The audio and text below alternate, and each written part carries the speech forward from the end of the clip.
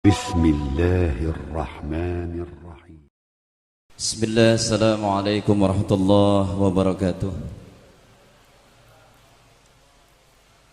إن الحمد لله نحمده ونستعينه ونستغفره ونعوذ بالله من شرور أنفسنا ومن سيئات أعمالنا. من يهد الله فلا مضل له ومن يضلل فلا هادي له. أشهد أن لا إله إلا الله وحده لا شريك له وأشهد أن محمدا عبده ورسوله. قال الله تعالى في القرآن الكريم: أعوذ بالله من الشيطان الرجيم. بسم الله الرحمن الرحيم. يا أيها الذين آمنوا اتقوا الله حق تقاته ولا تموتن إلا وأنتم مسلمون. وقال أيضا: يا أيها الذين آمنوا كتب عليكم الصيام كما كتب على الذين من قبلكم لعلكم تتقون. أما بعد فإن أصدق الحديث كتاب الله وخير الهدى هدى محمد صلى الله عليه وسلم وشر الأمور محدثاتها فإن محدثة بدعة وكل بدعة ضلالة وكل ضلالة في النار. Bapak Ibu yang dimuliakan oleh Allah Subhanahu wa taala, kembali kita bersyukur kepada Allah taala dengan izinnya di malam 10 malam yang terakhir ini kita masih diberi oleh Allah kesehatan dan kesempatan untuk melaksanakan salat Isya berjamaah sekaligus salat qiyamul lail. Itu semua karena kemurahan Allah taala, maka kita sebagai hambanya hal yang pantas banyak-banyak bersyukur kepada Allah taala, terutama syukur dalam dua nikmat yang mana Rasulullah sallallahu alaihi wasallam mengingatkan di dalam hadis. Kata Rasulullah sallallahu alaihi wasallam, nikmatanin maghbunun fihima katsirun minan nari asyihat wal farar. Ada dua kenikmatan yang mana manusia tertipu oleh dua nikmat tersebut. Apa dua nikmat itu? Tiada lain adalah nikmat asyihat wal farar, yaitu nikmat sehat dan nikmat waktu luang ia tidak pergunakan untuk menjalankan ibadah kepada Allah. Itulah manusia yang tertipu. Kemudian marilah kita mengikuti petunjuk Rasulullah sallallahu alaihi wasallam, karena Rasulullah sallallahu alaihi wasallam adalah sosok manusia yang dipilih oleh Allah untuk memberikan contoh di permukaan bumi ini. Maka kita sebagai umat Rasul wajib mencontoh apa yang disampaikan oleh Rasulullah sallallahu alaihi wasallam, karena pada diri Rasul itu ada suri teladan yang baik, contoh yang baik, sebagaimana firman Allah di dalam Al-Qur'an, laqad kana lakum fi rasulillahi uswatun hasanah. Pada diri Rasul itu ada suri teladan, contoh yang baik. Maka kalau kita ingin baik beragama, Bapak Ibu sekalian yang dimuliakan oleh Allah, contohlah apa yang dicontohkan oleh Rasulullah sallallahu alaihi wasallam. Itulah yang disebut dengan sunnah Rasul. Apa itu sunnah? Ma udipan ila Nabi sallallahu alaihi wasallam qaulan aw fi'lan aw taqriru an nawaha. Segala sesuatu yang dinukilkan dari Nabi, apakah itu ucapan Nabi, perbuatan Nabi, cita-cita Nabi, maka kita sebagai umatnya harus mengikuti dan wajib mengikuti apa yang disuruh oleh Rasulullah sallallahu alaihi wasallam. Baik Bapak Ibu sekalian yang dimuliakan oleh Allah Subhanahu wa taala, pada pertemuan yang pertama saya menyampaikan masalah keutamaan Ramadan, dan pada kesempatan kali ini saya akan mengutip hadis Rasulullah sallallahu alaihi wasallam. Kata Rasul, setiap manusia itu pasti ingin menggapai suatu kebahagiaan, yaitu kebahagiaan yang hakiki, dan kebahagiaan yang hakiki itu adalah kebahagiaan dunia dan akhirat. Dan untuk menggapai suatu kebahagiaan yang hakiki itu harus kita mengikuti apa yang disuruh oleh Allah dan Rasulnya. Insya Allah kita akan menggapai suatu kebahagiaan hakiki itu. Dan supaya kita menggapai kebahagiaan hakiki itu, kita harus tunduk kepada aturan Allah dan Rasulnya. Dan orang yang mengikuti itu pasti dalam kehidupannya akan penuh dengan suatu kenikmatan yang Allah berikan kepadanya. Dan maka kita sebagai hamba Allah Subhanahu wa taala, marilah kita menggapai kebahagiaan dunia dan akhirat sebagaimana doa kita, Rabbana atina fid dunya hasanah wa fil akhirati hasanah wa qina adzabannar. Bapak Ibu sekalian yang dimuliakan oleh Allah Subhanahu wa taala, di dalam hadis Rasulullah sallallahu alaihi wasallam yang diriwayatkan oleh Imam Abu Daud dan Tirmizi, kata Rasulullah sallallahu alaihi wasallam, al-jannatu mustaqatu ila arba'atin nafar. Ada 4 manusia atau enggak ada 4 golongan manusia yang dirindukan surga Allah Subhanahu wa taala. Apa itu? Yang pertama kata Rasul, talil Quran, yaitu orang yang rajin membaca Al-Quran. Karena orang yang rajin membaca Al-Quran adalah salah satu amalan yang paling utama. Karena Rasulullah sallallahu alaihi wasallam mengatakan di dalam hadisnya, setiap huruf Al-Quran yang kita baca membawa pahala tersendiri. Maka orang yang membaca Al-Quran 1 huruf saja pahalanya dilipat gandakan oleh Allah. Apalagi di bulan Ramadan ini para jemaah sekalian yang dimuliakan oleh Allah, 1 huruf itu akan menjadi 10 kali kebaikan. Dan 10 kali kebaikan di riwayat Imam Muslim, Rasul mengatakan bahwasanya 10 kali kebaikan itu akan dilipat gandakan menjadi 700 kali kebaikan. Maka kalau kita membaca bismillah saja itu 3 huruf, 3 huruf dikali 10 dan 30 dilipat gandakan oleh Allah menjadi 700 kali kebaikan. Jadi 210 kali kebaikan Allah berikan keutamaan bagi kita. Maka nanti Al-Quran ini juga akan menjadikan nanti di akhirat dia akan datang sebagai saksi amal kita ketika kita hidup di dunia, karena kita mentadabburi Quran, membaca Al-Quran. Bukankah di dalam hadis Nabi juga mengatakan, Iqra'ul Quran fa innahu ya'ti yaumal qiyamah syafi'an li ashabi. Bacalah Al-Quran, karena sesungguhnya Al-Quran itu nanti di hari kiamat akan datang, akan memberikan syafaat bagi dirimu, bagi orang yang membacanya. Jamaah salat qiyamul lail yang dimuliakan oleh Allah Subhanahu wa taala, maka di puasa Ramadan ini kita dituntut untuk memperbanyak membaca Al-Quran. Karena Al-Quran itu sebagai obat, Al-Quran itu sebagai pembeda antara hak dan batil, Al-Quran itu sebagai penawar bagi diri kita. Maka orang-orang dulu kenapa tidak mudah sakit dibandingkan orang-orang sekarang? Karena orang-orang dulu suka sesaben hari dirinya membaca Al-Quran, karena tahu mereka itu bahwa Al-Quran itu sebagai obat bagi dirinya. Kalau kita membiasakan pada diri kita untuk membaca Al-Quran setiap hari, Al-Quran itu akan menjaga diri kita itu semua atas izin Allah Subhanahu wa ta'ala. Bukankah di dalam hadis Nabi juga mengatakan, khairun nasi ta'allamul Quran, sebaik-baik manusia adalah manusia yang mempelajari Quran dan mengamalkan isi Al-Quran. Itulah manusia yang terbaik. Wa 'allama, kata Nabi, itulah manusia yang terbaik yang mengamalkan isi Al-Quran. Maka jadikan diri kita ini untuk memperbanyak membaca Al-Quran, mentadabbur Quran, memahami isi dan maknanya. Karena Al-Quran itu sebagai obat, sebagai penawar.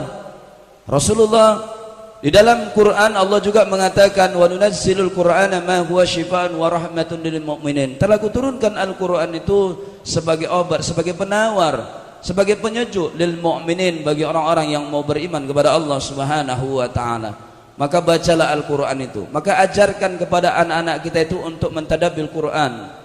Ajarkan kepada anak-anak kita untuk mempelajari tajwid Al-Quran. Karena Al-Quran itu luar biasa keistimewaannya.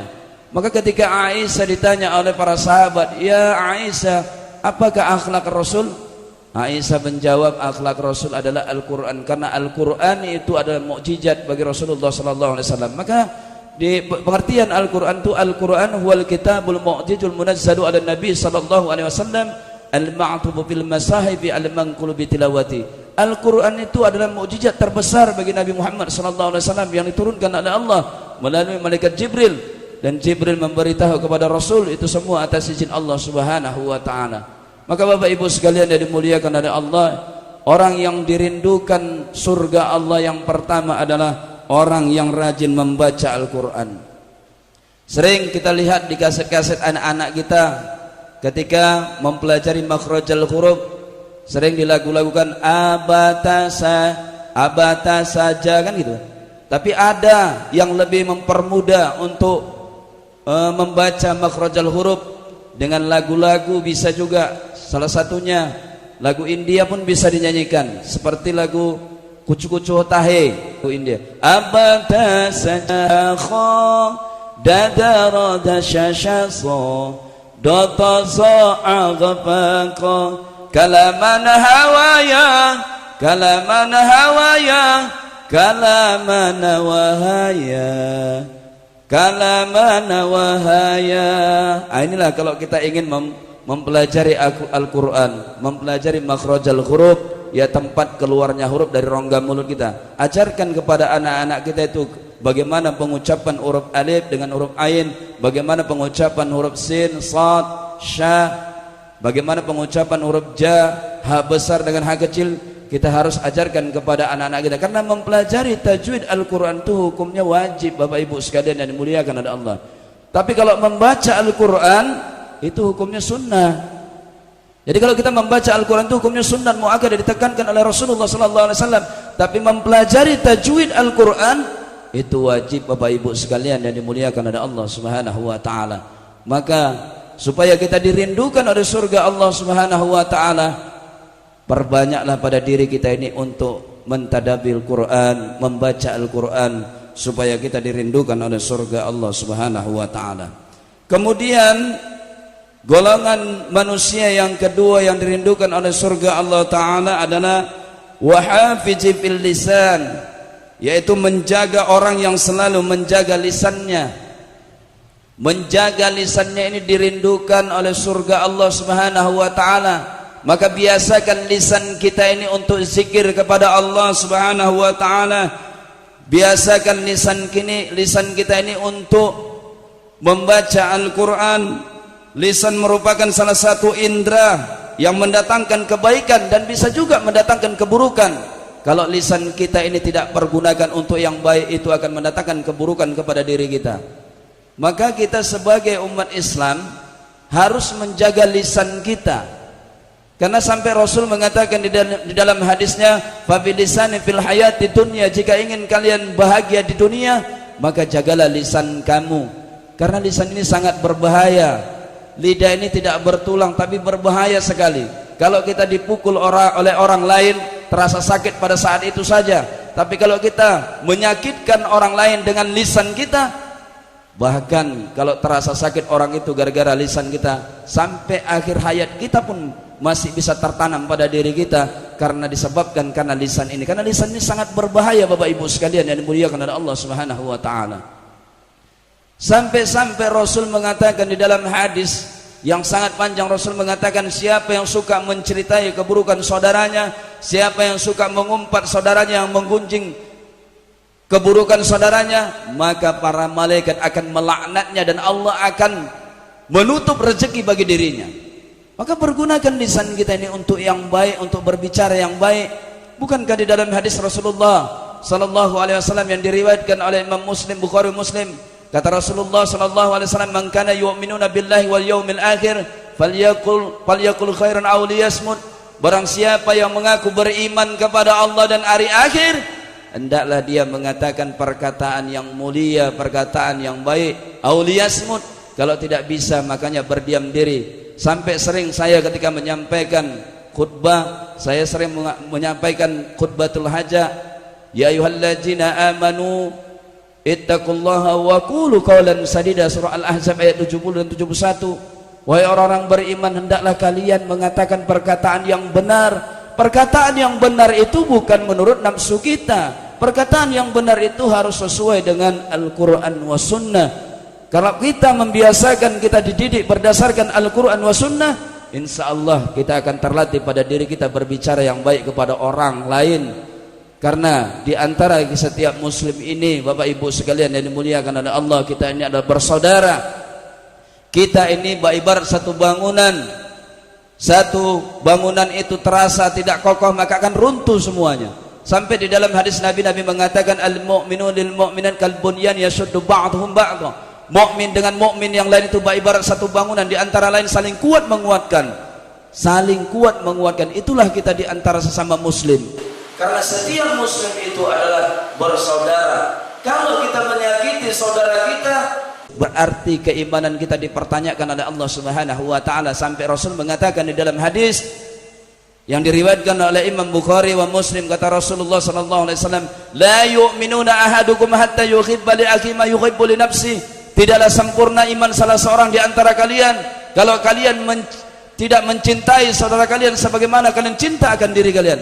Kalau dipertanyakan kepada diri kita, Bapak Ibu sekalian yang dimuliakan oleh Allah, cinta enggak dengan diri kita? Tentu kita akan menjawab, kita akan cinta kepada diri kita. Begitulah kita harus cinta kepada sesama muslim di antara kita ini sebagai umat Islam, karena setiap muslim itu adalah bersaudara. Innamal mu'minuna ikhwah. Setiap muslim itu adalah bersaudara. Para jemaah sekalian yang dimuliakan oleh Allah Subhanahu wa taala, maka pergunakanlah lisan kita itu dengan baik, bertutur bahasa dengan baik di antara sama muslim itu, insya Allah kita akan dirindukan surga Allah Subhanahu wa taala. Inilah poin yang kedua. Kemudian poin yang ketiga, golongan manusia yang dirindukan surga Allah taala, wa muta'imil ijan wa muta'imil jian, kata Rasulullah sallallahu alaihi wasallam, yaitu orang yang selalu memberi makan kepada orang-orang miskin, orang-orang yang kelaparan, yang membutuhkan bantuan kepada kita. Maka bantu saudara kita itu, orang-orang yang miskin. Apa itu orang miskin? Yang satu hari pada saat ini dia bisa makan dan tidak bisa untuk makan keesokan hari, tidak ada simpanannya. Tapi kalau orang fakir pada saat itu makan tapi tidak bisa disimpan. Kalau orang miskin masih ada yang disimpan sedikit tapi tidak cukup untuk keluarga seluruhnya. Tapi kalau orang fakir pada saat itu saja dia bisa makan tapi tidak ada barang yang untuk disimpan untuk keesokan harinya. Itulah bedanya antara fakir dengan miskin. Para jemaah sekalian yang dimuliakan oleh Allah Subhanahu wa taala, maka bantulah saudara kita ini yang membutuhkan bantuan kita. Bukankah di dalam Al-Qur'an dalam surah Al-Maidah ayat yang kedua Allah mengatakan, wa ta'awanu 'alal birri wa taqwa wa la ta'awanu 'alal ismi wal udwan. Bertolong-tolonglah kamu agar kamu menjadi orang yang bertakwa, agar kamu menjadi orang yang bertakwa dalam hal yang baik. Maka dalam hadis riwayat Muslim, inna ta'atal bil ma'ruf, sesungguhnya ketaatan itu hanya kepada kebaikan yang ma'ruf. Maka untuk menolong seorang muslim itu harus dalam hal yang baik, yang berdasarkan Al-Quran wa Sunnah, bukan berdasarkan nafsu kita, bukan berdasarkan perasaan kita, tapi berdasarkan koridor Al-Quran wa Sunnah, yaitu yang diajarkan oleh Rasulullah sallallahu alaihi wasallam. Maka bantulah saudara kita ini, para jemaah sekalian yang dimuliakan oleh Allah Subhanahu wa taala. Kemudian yang terakhir, golongan manusia yang dirindukan surga Allah taala adalah wasa'imi fi syahri Ramadan, yaitu orang-orang yang melaksanakan puasa Ramadan. Yang pada saat ini kita melaksanakan puasa Ramadan. Apa itu puasa? Menahan diri dari segala sesuatu, itulah puasa menurut bahasa. Sementara puasa itu menurut syariat adalah menahan diri dari segala sesuatu yang membatalkan ibadah puasa, sejak terbitnya matahari hingga terbenamnya matahari. Tapi banyak orang yang berpuasa ini tidak mengikuti koridor-koridor Al-Quran wa Sunnah, hanya mengikuti bagaimana orang berpuasa ia berpuasa. Padahal kita dituntut berpuasa ini harus berdasarkan ilmu, karena ilmu tanpa amal pun tidak berguna, amal tanpa ilmu pun tidak berguna. Artinya kita sebagai hamba Allah ini harus berdasarkan ilmu dan beramal, supaya kita termasuk orang-orang yang paham dalam agama kita ini, supaya kita dikategorikan sebagai orang yang faqih dalam agama kita ini. Karena Allah dan Rasulnya menyuruh kepada kita untuk berpuasa itu harus berdasarkan ilmu. Para jemaah sekalian yang dimuliakan oleh Allah Subhanahu wa taala, maka untuk menyempurnakan puasa Ramadan itu bagi orang yang beriman adalah membayar zakat, yaitu membayar zakat fitrah. Membayar zakat fitrah supaya sempurna puasa kita itu dari perbuatan yang sia-sia, dari perkataan yang sia-sia. Maka kita harus menyempurnakan puasa Ramadan itu dengan membayar zakat fitrah, yaitu zakat jiwa yang membersihkan diri kita dari hal-hal yang kesia-siaan. Namun ingat Bapak Ibu sekalian yang dimuliakan oleh Allah Subhanahu wa taala, zakat fitrah itu disuruh oleh Rasul untuk membayarnya dengan makanan pokok kita. Para jemaah sekalian yang dimuliakan oleh Allah Subhanahu wa taala, seandainya ada yang berpendapat untuk menggantikan dengan uang, itu terserahlah. Tapi kalau saya ditanya berkeyakinan setelah saya pelajari Al-Quran wa Sunnah agama Islam ini, hendaknya membayar zakat fitrah itu adalah menggunakan makanan pokok kita. Kenapa? Karena di dalam hadis Rasulullah SAW, Rasul itu membayar zakat fitrah itu dengan makanan pokok. Apa makanan pokok pada saat itu pada diri Rasul? Yaitu kurma, gandum. Bukan berarti di zaman Rasul itu tidak ada dirham dan dinar, ada. Tapi kenapa Rasul membayar dengan kurma? Kenapa Rasul membayar dengan gandum? Karena itu aturan Islam. Islam mengajarkan kepada kita untuk membayar zakat fitrah itu dengan makanan pokok. Sampai-sampai Imam Malik, Imam Syafi'i, Imam Ahmad bin Hanbal dan Abu Daud menjelaskan bahwasanya hendaklah kalian membayar zakat fitrah itu dengan makanan pokok. Makanan pokok kita apa di Indonesia ini? Yaitu beras. Maka keluarkanlah makanan pokok kita untuk membayar zakat kita itu. Boleh 2,5, boleh juga 2,7. Itu ada keterangan di dalam hadis Rasulullah SAW. Maka zakat itu ada dua, ada zakat fitri wa zakat mal.